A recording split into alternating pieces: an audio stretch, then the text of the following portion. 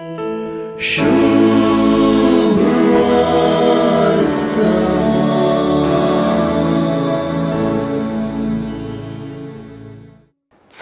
तू आईची सुवार्ता वाचत असताना सवयेच्या बळानं आमचे गुमन केवळ पोळ्या देवाची शेळी संसाराचे पाप करता ती म्हणून स्नानिक जुआवनू जेजू उतेशी सांगलेल्या उतरांक वचत सारखे पळयल्यार जेजूचे वळखी संबंधी आज सुवार्तेंत उण्यार उणे 4 वळी आसात. पहिली आम्ही येदोळूच उल्लेख केल्ली, जेजू देवाची शेळी संसाराचे पाप करता ती. दुसऱ्यान स्नानदातर जुआव जेजूक आपणा आदींच आसलो म्हणून ताचे पूर्व अस्तित्व उल्लेख करता आणि हातून जुआवचे सुवार्तेन सांगलेली वेळा काळा पूर्वी शब्द आसलो ही उतरां मोतीक हाडतात.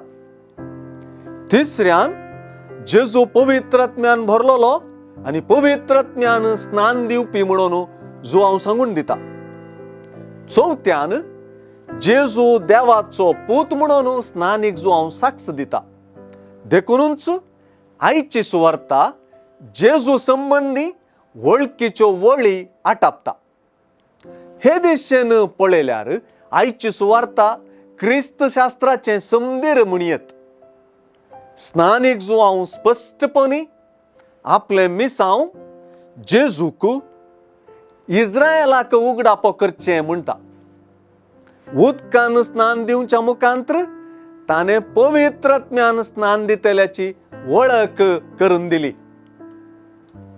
हे वळखीच्या वळींचे शिंकळेंत आनी एक अपुरबायाची गजाल आसा.